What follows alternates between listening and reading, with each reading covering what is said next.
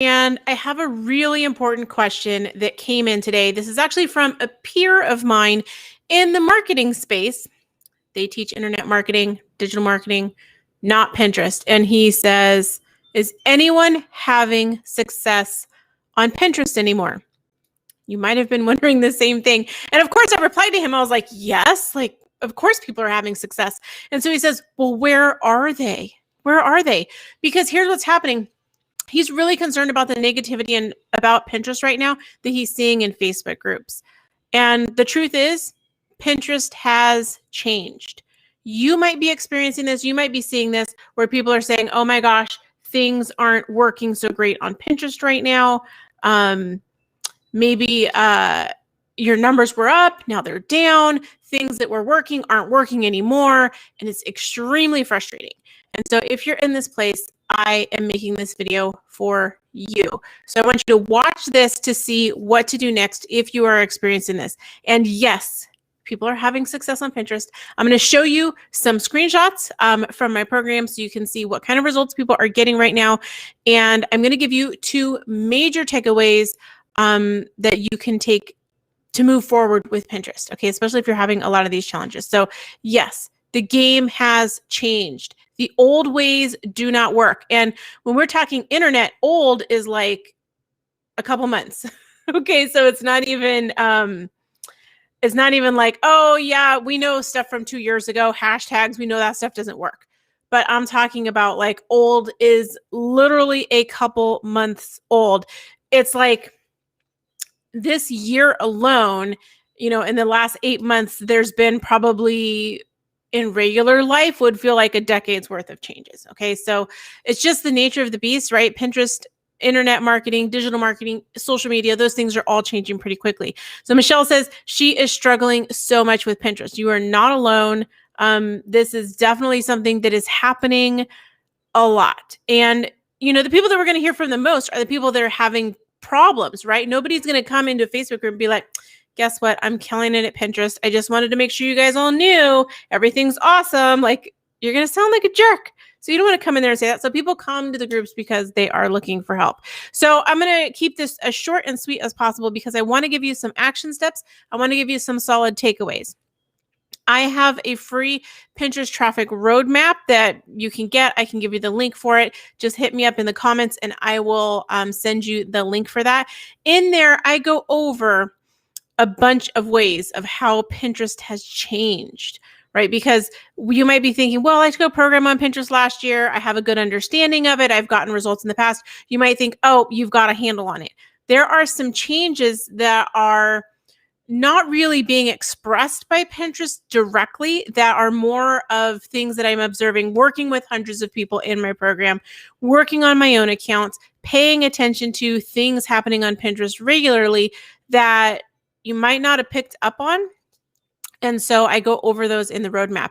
But I want to share about 4 of those things here because one of these absolutely has not been addressed, I don't think, by anybody. And it's something really interesting I'm seeing in my numbers that may lead to you realizing that maybe things aren't as bad as you think they are. Because I looked at my numbers and I was like, wait, what? And then I realized it wasn't as bad as I thought. Okay, so one of the ways that Pinterest changed is the metrics change. So the way that Pinterest calculates, tabulates, totals up link clicks to your site has changed. The name changed. It used to be called link clicks.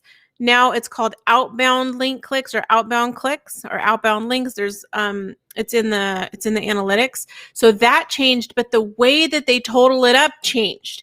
So as of before January of 2021, that was calculated in a different way. So if you're comparing what happened in 2021 to 2020 or 2019, you're comparing different things. You're comparing like inches versus centimeters, right? And so we know, right? We know that you can't compare inches versus centimeters. It's not a 1-to-1. So it's really hard to gauge how you're doing this year compared to past years, because the way that it's being measured is different. So Pinterest Analytics is showing us different numbers. So what is the next step for us to do? Well, you're going to say, well, I'm going to go look at my Google Analytics, because Google Analytics is measuring and not changing. Well, guess what? Google Analytics changed. Google Analytics has gone through a lot of changes. The dashboards that we used to have, those aren't always working. They rolled out a bunch of changes. They rolled them back. There's a bunch of stuff happening in the Google Analytics universe that you may or may not be privy to, because if you're focusing on Pinterest, then you're not looking over there. And so one of the examples is that on one of my blogs, it shows that social traffic is down 25%. And I'll look at the Pinterest number and be like, oh my gosh, like, whoa, it's down so far. And then I go and I look at my overall traffic, and overall traffic is up. And I'm like, well, how could overall traffic be up if my social's down? Because the only thing I do is really social, right? I do some SEO. That would give me some Google traffic. I do Pinterest. That's the main part of my activity. And then I have like a little bit of email, a little bit of social there, but those aren't as strong as Pinterest, right? Pinterest and Google. Those are my two main places. And so if social traffic is down 25% and my Google traffic is pretty steady, I'm like, where's the part of the where's this increase coming from, right? Because it's a small increase, it's a couple percent increase, but it's still an increase, right? You would think if social traffic's down and my Google traffic's the same, that my overall traffic would be down at some point. How would it be up? So I did a bunch of digging in Google Analytics, and direct traffic is up 200%. And this correlates with what's coming from Pinterest. So it looks like some of the traffic from Pinterest is now being counted in direct. Maybe more of a percentage is being counted in direct than was previous to now. And so maybe that traffic that we thought was that traffic drop that we think we're seeing on Pinterest, maybe some of that is in a difference in how Google is counting the source. What source Google is attributing that traffic to in analytics, because there's nowhere else it would have come from but Pinterest. Because when I look in Google Analytics for my Google traffic, I look in Google Search Console for my Google traffic, it doesn't really make sense. For example, the super top post that is getting traffic in what's it called? In Google Analytics, the number one post right now I have top pins with that go to that post from Pinterest, and there was no traffic on it last year. So the only new traffic on it would be from Pinterest. It has a 10,000% increase in traffic because they had like nothing last year. And when I go back and I look at Google Search Console, there's no one searching for that on Google. The traffic is only from Pinterest. So where could that traffic come from other than Pinterest? Like, it's just not getting shown in the Pinterest.com or Pinterest as the referrer, as the source of the traffic. So maybe it's not as bad as we think it is, right? The other thing that happened is we've got all these changes in iOS, all these changes in browsers, all these changes in security, all these changes in people using cookies, not allowing cookies, that kind of thing. It makes it more difficult for things to get tracked. That's just the way that it is. If you're doing paid ads, you're seeing this happen. And so our data, like, we have to make decisions off the data, but there's all these changes in how the data is being calculated, and how we it's just not one-to-one, right? The way that things are being counted and calculated this year is different than last year. So it makes it difficult to say for sure that things are better, things are the same, or things are much worse. So then you're going to look at your revenue, right? You're going to say, well, my ad revenue is down, or my sales are down, or whatever else is down. And so there's some places there that you can work on those things, right? Like, I think where we kind of forget to work on is conversion rates. is looking at, okay, on our site, once I get them there, what am I doing with them? Instead, we're like, I just need more traffic. In fact, I did a live about this, I think last week. I'm talking about this idea of like, what if you just did more stuff with the traffic you're getting instead of trying to get more traffic? So that's a kind of a separate conversation, but it goes to all of these things of like the way that we measure has changed. And so how do we compare this year to last year? We can't really, right? We can't totally, we're going to have to do it in pieces. We're going to have to look more at the bigger picture, right? The other thing that changed on Pinterest is that people are, Pinterest is absolutely trying to keep people on the platform longer, right? That's why they have idea pins that don't link anywhere, because they want people to consume that entire idea completely on Pinterest. And this isn't like, we can be upset about it. We can be like, oh, that sucks and blah, blah, blah. And that's totally legit to feel that way. Like, I don't want to say like, oh, you're wrong for feeling that way, because you're not, right? It's like, okay, this is how I used to be able to do stuff, and now they changed it and I can't do that anymore. It's like when McDonald's stopped having the bagel breakfast sandwich, and I was like, what? They don't have the bagel breakfast sandwich anymore. At some point, I just have to be like, okay, that's just the way that it is, right? It's like me fighting about it and fussing about it isn't going to change it. So why is it that Pinterest is trying to keep people on the platform longer? They are monetized with ads. Period. And every single platform that is monetized with ads has gone through the exact same thing.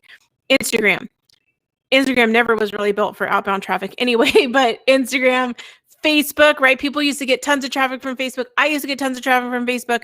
Facebook changed to being monetized with ads, to going public. Like, it's like we're gonna see Pinterest go in the same realm, right? Because they want to keep people on there. Even YouTube, like, YouTube went through this a couple years ago, where people used to say, okay, I'm going to make a YouTube video, and then down in the comments or in the description, I'm going to put links, and I'm going to use that video to drive traffic. So if they're searching on YouTube and not searching on Google or Pinterest, I'll capture them, and then they'll come over and I'll get this traffic.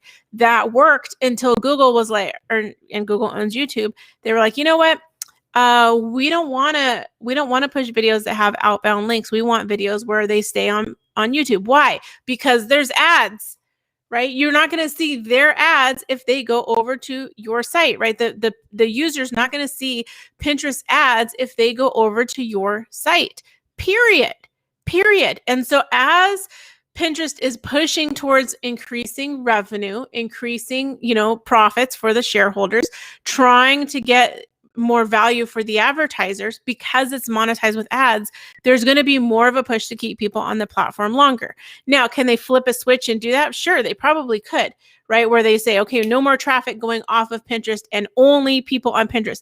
But the users aren't used to that, right? The users are like, wait, I was going here to find a sangria recipe, and like, I can't find the recipe. I need the recipe, right? And so I don't think they're going to do it immediately like that. So we've got some time to transition and observe and test and try things. But I think we have to, the first step to that is like accepting that the environment has changed, right? Accepting that Pinterest is going to try to keep people on the platform longer. So when we accept that idea, then we can start to problem solve and go, okay, well, how do I still get what I want, which is traffic? How do I still get what I want when I know this is what Pinterest wants? So Rhonda's saying she's having success as far as saves, growing followers, impressions, but she needs to understand how much traffic she's really getting to her website. Yeah, so that's where Pinterest Analytics and Google Analytics are going to come into play. In fact, you're going to want to watch to the end of this video, because I'm going to give you a solution where I'm going to teach you how to do that. Okay, so the other thing that changed on Pinterest is a focus on the creator. Pinterest has gotten a lot of flack because other platforms like Facebook, YouTube, Instagram, TikTok even are helping creators monetize. And by the creators I'm talking about are the people at the bottom that don't have a website, they don't have a product, they don't already have monetization set up. They're just making content because they're passionate about something or they love something. And those platforms have been helping those people make money, where they're like, oh, we'll connect you with a sponsor, we'll connect you with someone. Well, Pinterest is now moving into that area where they're like, okay, we're going to help you make money from your ideas that you put on Pinterest as idea pins. We're going to help you make money from those by helping you put, tag products, helping connect you with sponsors. Now, are they doing that yet? Like, have they connected anyone with a sponsor? Not that I've seen. But does that mean it's not going to happen? No, they've said publicly in press releases, in news things, in newsletters, etc. Like they're saying it in multiple places that they want to help creators make money. So as they focus on the creator, right, things are going to change because the creator is a person that does not have a business. Okay, they're creating for fun and they're like they want to have a business, but they don't already have this existing business they're promoting. So they're down here. This is the beginner. The big bulk of people are the people that are making some money. They have some monetization, they have some email maybe going, they've got some kind of website, something like that. And then there's the people at the very, very top that are like the super influencers with a lot of momentum. These people and these people don't need Pinterest to give them a sponsor, right? Because they are talking to the sponsors themselves, or they are working with a network, or they're working with an ad agency to monetize their website, or they are doing products. The people at the bottom, the creators, are the ones that need Pinterest to be like, let me hook you up with a sponsor. So looking at that going, okay, they're trying to get these people are the people who are going to create a ton of free content for people to consume on Pinterest so they don't have to leave. So like that's a big change because it was these people in the middle, right? With the blogs, they're not superstar. Like the superstar people did get a lot of benefit, but the people that aren't superstar status, but they're making a couple grand, maybe a couple $100,000 a year off of their business. They have a business. They're not just doing it for a hobby. Okay. The creators really are doing it because they love it and they're passionate. They don't necessarily have a business yet, right? Because once they start thinking like a business, and we've seen this everywhere, YouTube influencers, they start a website, they start product lines, they start offerings, they transition over. They don't need a platform like Pinterest or Instagram or whoever to connect them with some sponsor. They don't need that. So because that's not a lot of money. So knowing that, right, that can inform us, okay, how should we approach this moving forward, right? Because we have to accept, if we want to have success, right, we can stay in a place of being frustrated, but that's not fun for anybody. We have to accept the game has changed and the old ways won't work. The environment, I just went over a couple ways that the environment has changed. Knowing that what we used to do isn't going to work. And here's the thing that I want you to understand. It is really hard when something changes. It rocks your world. Why? Because in our brain, the amygdala, that little almond shape, thing in the front of your brain, it's set up to focus on the negative, on what's not working, to protect us. It makes us want to flee or quit or fight. Okay, so it's not your fault if all of a sudden stuff's not working and Pinterest is like, hey, we want to do this over here. And you're like, what? Or you're just like sad and you're like scared and you want to quit. That's totally fine.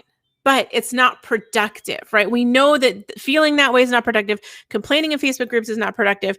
Quitting is not productive. So what do we do? How do we do this differently, right? And the easy thing is to say, focus on the positives. I get pissed off when people tell me to focus on the positives because I'm just like, well, I'm having an experience right now that is not positive. And you're telling me like, oh, just go with rose-colored glasses. That's not what I'm telling you to do, okay? Because I hate it when someone tells me to do that. I'm just like, what? That's not realistic. If there are no apparent positives, what do? Right? You're looking at it, you're like, look, my traffic is down. And I go to Pinterest and my impressions are down, my reach is down, my engagements are down. I go and look at my bank account, I look at my business financials, and income is down. So WTF, where's the positives? So I have the solution and I know the ways, okay? So when it's not apparent what the positives are, I'm going to give you a step-by-step approach to look at Pinterest differently. And then I'm going to give you another takeaway. So I've got 2 tangibles for you today. So here's the first one. This is one idea to help you with changing your approach, especially when there are no apparent positives. 1, look for the opportunity. Okay. And I teach how to do this in my program. We call this looking at signals. Things like news, Pinterest engineering blog, analytics, announcements, data. This is all data and information that's freely available to us, right? You don't have to pay for any of it. And we want to look at the data and information that's relevant to our business. So you don't need to look at my analytics. We need to look at your analytics for you to make decisions about your business. We need to look at the news stories that are relevant about Pinterest and the features and those things, the signals that are relevant about your business. So for example, the stuff with the skin tone matching and all of that is like really cool that Pinterest is doing that, but I don't do anything with makeup or beauty. It is totally irrelevant to my business. So it's nice to notice, but there's no reason for me to like catalog that in my head and go, okay, how can I use that for my business? It's not relevant. Okay. And then, so look at the stuff that's relevant to your business. And then number 2 is, if you are looking for opportunities and you're like, I don't see the opportunity on Pinterest. I'm looking at idea pins. I don't want to do that. I'm making fresh pins. I don't understand why they're not working. Like, okay, let's look at some other places. There's 2 places I think you might be a little bit, maybe haven't checked out. One is look at the conversion on your site. Look at the experience when someone comes to your site. I've got this person that's coming from Pinterest. Maybe you've got 10,000 people a month coming from Pinterest. What are you doing to turn that 10,000 page views into 40,000? What are you doing to turn those 10,000 visitors into more than ad revenue, or into more than affiliate revenue, or into more than just people that came and looked at your website and signed up on your email list? What are you doing with them after that first visit to turn them into subscribers, clients, and customers, instead of turning them into, or instead of leaving them as a single Pinterest page view, right? We know that as time goes by, Pinterest is going to send fewer and fewer people to your site, because that's what Facebook's done. That's what Instagram's done. That's what Google has done, right? They all get more discerning. There's more traffic. There's more, not more traffic, there's more competition, right? So we just know that it's going to change. So of those people that are coming over, how are you going to continue the conversation with them past the point of the one first visit, right? Look to that on your site. That's totally in your control. That's not Pinterest. That's totally in your control. And one of the questions I get asked in my program a lot is like, what is the industry average conversion for email signups? What's the industry average conversion rate for sales or whatever, right? Doesn't matter. Doesn't matter. Because if you stop at like, oh, hit 2%, that's industry average. You're leaving 98% on the table. What if you could bump it up to 4%? Oh my gosh, that's a like 200% or 100% increase, right? If you could go from 2% to 4%. Like, what if you could improve your email sign-up rate, improve the people that are clicking through to another page, decreasing your bounce rate, increasing page views? What if you can improve the people coming back to your site, improve your retargeting if you're using ads on Facebook or some other platforms like that? There's so many things that you can do. So look to your site, how you can improve there, right? Because Pinterest isn't going to say, you know what? We heard you're complaining and we're going to get rid of idea pins, because they're monetized with ads. Like, there's momentum behind the decisions they're making. Now, if they decide they want to scrap idea pins, I'm sure many of us would throw a party, but they're probably not going to do that, right? So looking at the environment the way that it is, where can we take action? Where's the opportunity? One place is on your site. Another place that there's opportunity is product tagging on pins and idea pins. So they're rolling out this product tagging. Not everybody has it on idea pins from what I heard.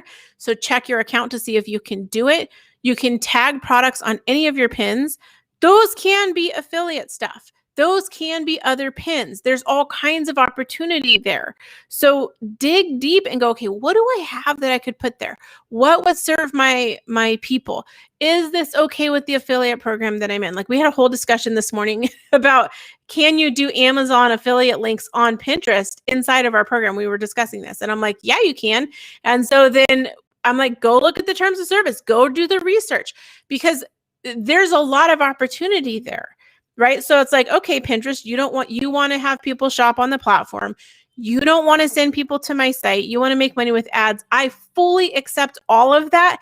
how am I still going to make money? How am I still going to reach my audience? How am I still going to do stuff? Oh, at a minimum, at least I can tag some products on my pins and get people to buy them and make money that way, right? So that's just two places that are pretty obvious, but not when you're in the middle of it and you're so focused on traffic, right? Because that's how we've always looked at Pinterest. That's how I look at Pinterest. I still get a lot of traffic from Pinterest. My traffic is still growing, but and like it's hard to measure because, like I told you, the metrics are different. But I'm looking at these other places too because I'm accepting the idea that Pinterest is changing. Okay. And then develop a plan to test it, right? So actually, hold on. Before we get there, look for the overlap. And that's kind of what I was saying. Where does what I want and what Pinterest want overlap? That's always going to be the sweet spot, right? I want to make money and reach people who like crafts, and Pinterest wants to give people these full ideas on Pinterest and help them shop and buy products and make money with ads. So where do those things overlap? That's the sweet spot, right? We want to figure out where that is. Then once you figured out where that is, okay, develop a hypothesis and test it. And this is what we call the SMART method, SMART, inside of my program, Smart Pin Pro. And I can show you how, like, I have a program where you guys can learn that for free. I have a free masterclass where I talk about the entire SMART method. If you want that, you can get on my email list. You can message me. I will send you a link to it. And then I'm going to tell you one thing at the very end of this where you'll get in my funnel and you'll get the masterclass anyway. But that's what we teach, right? It's a cycle. It's a cycle, and it goes through, you're going to test, you're going to see, does this work? Do I get results, right? And then you're going to research, you're going to analyze, you're going to do all those things. And I know, like, you've probably been like, oh man, she's trying to sell me something. Yeah, of course I'm trying to sell you something. And you've probably taken other programs and you've heard from other experts, and you're probably thinking, I'm doing all the things they're saying, right? And I hear you because I've taken programs too from people, right? And if the program hasn't been updated in the last couple months, it might not work, right? Because Pinterest is just changing so much. It doesn't mean that course creator is bad. It doesn't mean the expert you're listening to is bad. It just means that Pinterest is changing at such a pace that how we approach it has to be more dynamic. It can't be static. It can't be like, well, I took this course last year and it worked for me then, and I'm doing the same stuff now and it's not working, and I'm going to continue doing the same stuff. It's not static like that because it's changing. So your strategy has to be changing. And that's what I teach how to do inside my program. But I hear you if you're skeptical, because I am naturally a skeptic too. So I want you to hear from people in my actual program, because this is what's actually happening. So here we have someone in my program, and I just blocked their names out because I don't want to be like showing their name if I didn't ask them exact permission. But this is June 9th. So a couple months ago, new client, old account, 4 weeks. They did an audit. They did these things. And she's got all green arrows, right? Which is nice. And things are starting to get on the uptick. But you're probably like, okay, well, that's nice. What about now? Okay, so this is August 1st. So I told him do the work. This person lost 6,600 followers in the glitch from July 2020. So when they deleted people's accounts and they put her account back, she lost 6,000 followers. Okay, and her numbers are slowly going back up. She's been emailing support, blah, blah, blah. But the thing is that everything is up: clicks, impressions, and engagement. And so she knows that, okay, she's been able to turn it around. There are a lot of people that are in the Facebook groups right now who were caught up in the glitch, who haven't been able to turn it around. It's like turning a cruise ship, okay? You're not just going to spin around. It takes some time and momentum. And what's difficult is staying the course when you're like, I don't see any changes yet, right? Because we were used to, in the past, we would change something and it would go really fast. Well, it doesn't do that now. Now you change something and you're like, I got to wait a while to see if it even works. So staying the course, doing the work, following the analytics, it works. Here's Mandy. This is July 28th, you guys. This is like 2 weeks ago, not even 2 weeks ago. Pinterest positive, numbers are up. And so they've been building an account from scratch. Okay. She started this account this year. and they're trying to drive traffic to Shopify. And then I blocked out a bunch of stuff here because that was a bunch of personal info. But this is her screenshot of her actual numbers, and they're going up. And yes, they only got 45 clicks, but you know what? That's 45 is more than 0. And it's on the way up from a brand new Pinterest account. And the other thing is that they got verified merchant account status. If you have a Shopify shop, if you have WooCommerce, if you have any of those things that are connecting your shop to Pinterest, go through the process to get verified merchant account status. Yeah, it's not happening right away. Yeah, it might take some time, but we had a bunch of people in our program who've been waiting, and they put in the apps, and all of a sudden a bunch of them got approved, and that has helped their performance. The other thing is this is July 29th, another person managing for clients, and you can see that it's on its way up. Now this part here where it has the little dotted lines going down, that's happening on everyone's account, like it's messed up on the end. But this is a retail account online, and they have a physical storefront that's locked down, and they've got all green arrows. She's getting them to grow again. Okay. So when people are like, oh, nobody's having success on Pinterest, everyone's having bad numbers. Not true. Not true. Okay. And I wanted to show you guys, this is from a week ago. We did a training, and she said that she feels like a switch clicked on and she has ideas, and she's getting sucked into the negativity. It's really hard to not get sucked into the negativity. Okay. So if you find that you're doing that, that's okay. Right. One, it would be nice if you had another place to go. That's what we offer inside the membership. And even in my free group, but really inside the membership. But I want you to know, like, it's not everyone. You're only hearing from the loudest voices in the room, and there happen to be a lot of them, and it happens to be happening frequently, but you can turn this around. And then another one, they noticed red in all the areas of my account except outbound clicks, right? So one of the things that happens is that people will say, oh, I'm looking at those numbers on the top, the arrows on my Pinterest analytics, and they're red.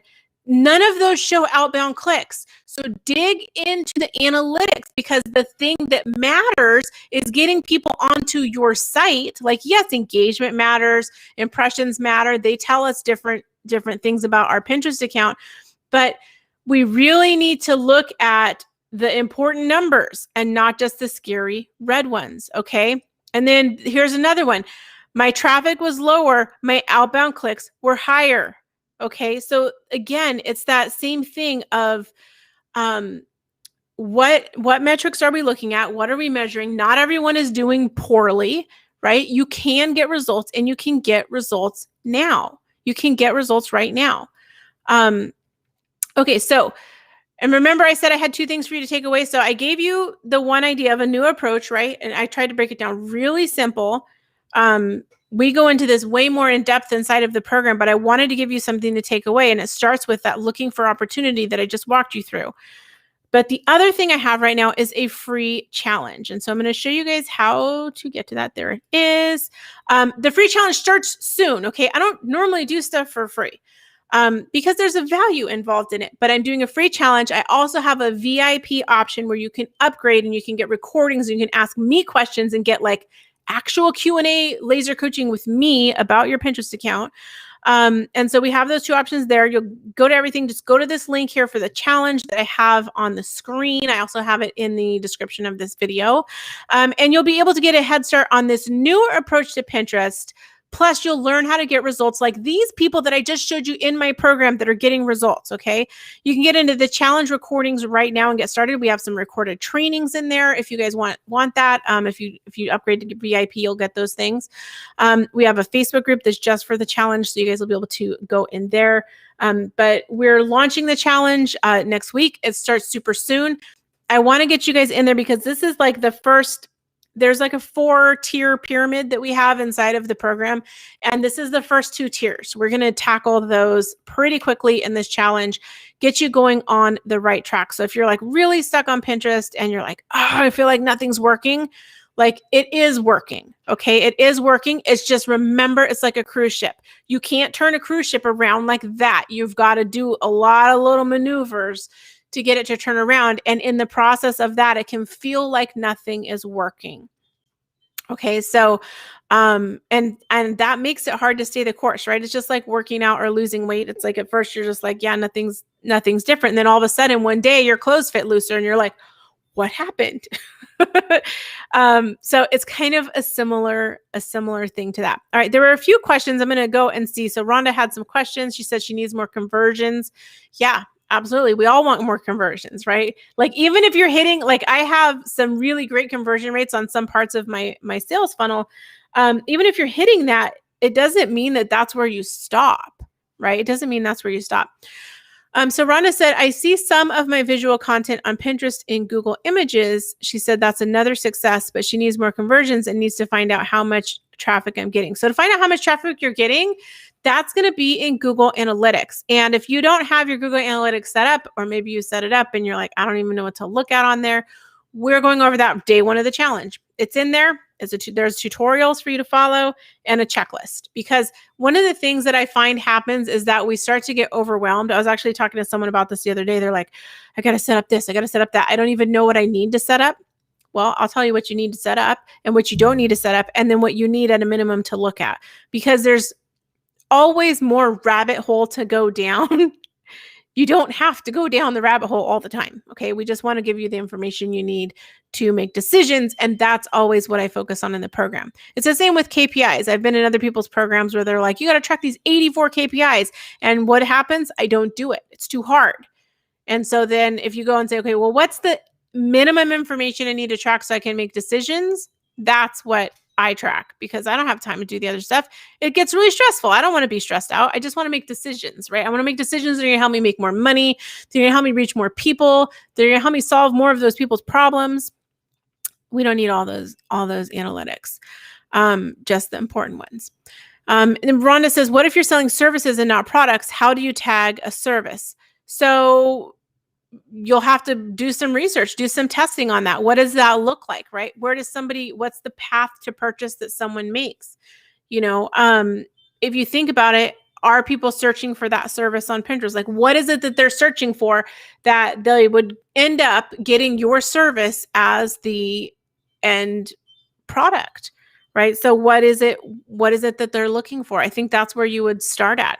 What problems are you solving for them? And then as far as tagging, right, that's a very execution focused, like mechanics focused type question. You'd have to go and look. I know that on Shopify, I believe we did a Shopify training. Oh, we did 2 inside the program. The older one that we did, they were talking about you can't put services in the catalog. Like, I think it might have been digital products. I'm not sure. Cause like, I don't do Shopify myself personally. So that's why I bring in experts to talk about those things that I don't do. But yeah, I mean, you'd have to just go look at the terms of service. Like, and I remember doing the research on this with that presenter. We were talking about it, and just go look at the terms, look at the, Pinterest has it on there for the merchant account stuff. Whatever the platform is that you're using to sell your services on, it probably has rules or information on there. She sells VA services. So yeah, I don't know what that looks like. How do they buy that? Did they just go somewhere and check out? Right. And if someone was on Pinterest looking for, is anyone on Pinterest looking for VA services? And then if they were, what are they looking for? And then how would you tag that? Right. So like, it doesn't sound like, just my gut is telling me like, that's not really the experience that the person is going to be looking for. Like I wouldn't expect, like, I don't know. I'm thinking like, I wouldn't expect to go and click on something and be like, oh, I'm going to book a VA. And then like, what does that actually look like? Does that look like me booking a VA? I don't know, for 4 hours to do what? Like, I think you got to think through the process and see, does tagging make sense for your customer, right? Like I go get a massage from this guy here locally. It wouldn't make sense for him to tag that, right? I'm not saying VA service is the same, but for some things, it just doesn't make sense in the customer journey. But like if I was buying a product, like say I was showing this bookcase behind me, I could make tags for like the awesome sign and for whatever other stuff, right, that I would want, that people would probably want to buy. That would make sense in their journey. So I would think about that what is it that they're looking for, that and kind of like, what does that path look like? Just my gut is saying it's not tagging a service. And I also think there might be some rules on Pinterest about that. So go do the research, right? Can I tag products or can I tag services on Pinterest? And this is that thing where I want to say this, knowledge, right? Information, memorizing stuff does not mean that like we know what the heck we're talking about. Let me see. There was, there's this quote from Farnham Street, because I actually was taking notes about this the other day. And it says, thinking means concentrating on one thing long enough to develop an idea about it. We do a lot of thinking inside SmartPin Pro. It's not learning other people's ideas or memorizing a body of information. Developing your own ideas. That's what it's about. In short, thinking for yourself. So going back to that, it's like, okay, like the rules on Pinterest are changing all the time. So if I needed to find out information about could I tag a service, I would go to Pinterest. I would go to the Pinterest website and be like, where on there does it talk about what I can and cannot tag, right? I'm not going to memorize it because that's just memorizing. I'm going to look at the information and then I'm going to think about it. Okay, then if like, let's say that I could only tag physical products and I can't tag digital or services. I'm just saying this is a hypothetical. What then? What do I do then? Okay, now that's a problem I can think about. So Rhonda says a lot of VAs sell digital products. She's not there yet. Yeah. So I would look up the rules, right? I would look up the rules. I would look at what's out there already. I would look at what's my customer's path. Like there's a lot of things that to think about here, and not so much like the data or the information about it, but thinking about, like just time thinking about it, I think would be helpful in that situation. All right, you guys. So I hope that you join me for the challenge. I'm going to be sharing more about it. If you sign up for the challenge, you're going to get emails. I got like a little nifty calendar thing that helps you put on your calendar so you can get reminded. Because I know when I sign up for those things, I'm just like, oh, I forgot at 3 p.m. today, I'm supposed to be on this challenge thing. Like, I'm trying to make it as easy as possible for you because I know you're busy and you got other stuff to do. But the whole point of the challenge is to get that foundation solid, help you get a foundation strategy started on Pinterest with this new approach that's going to give you longer term results. And that's a lot more dynamic. It's not static, right? It's not follow steps 1, 2, 3 and magic happens. Like those days are over. We got to like shed that idea, because all that does is it lands us in this place of frustration and fear and doubt over and over and over again. And I'm like, I don't know about you, but I don't want to repeat that cycle, right? I would rather learn how to handle things and be more resilient. And that's what I teach you in the program, is I teach you a process so that you can say, okay, this thing's happening. I want this other thing to be happening. What do we do here? Right. And that's what I teach in the program, is how to do that. I don't like, yeah, there's things we teach you, but like if somebody's like, what's the ideal dimensions of a pin? I'm like, I don't know. I'll go look it up. Right? Like we don't need to memorize that stuff. That's not going to help you with your Pinterest results at all, right? Because you can look it up. What's going to help you is thinking differently, learning an approach, having frameworks that you can use, having processes that you can repeat, like as, okay, this is happening. All right, then I can take this information and I know to do this, this, and this with it to figure out what to do next. Those are the things that are going to help you long-term. Those are the things that I'm teaching you in the program. So you get a taste of that in the challenge. And then my program SmartPin Pro is like all about that stuff. All right. So thank you guys for being here. Della says she's going to watch the replay. The challenge will be available for replay for while the challenge is happening. It'll be available for replay inside the Facebook group. And then if you want to buy the recordings, like so that you can have access for a longer period of time, that is an upgrade. And once you sign up for the challenge, it'll automatically give you an invitation to join for the upgrade. And we also have a recorded training in there for you that you can take like right now. Okay, so that actually turns on tomorrow. The recorded training, there's a workbook, there's like recorded training and the live training as well. All right, thank you guys so much for watching. And I can't wait to see who joins the challenge. We already have a whole bunch of people in there, which I'm super excited about, but I hadn't actually gone live about it publicly yet. And so I'm like, all right, this is it.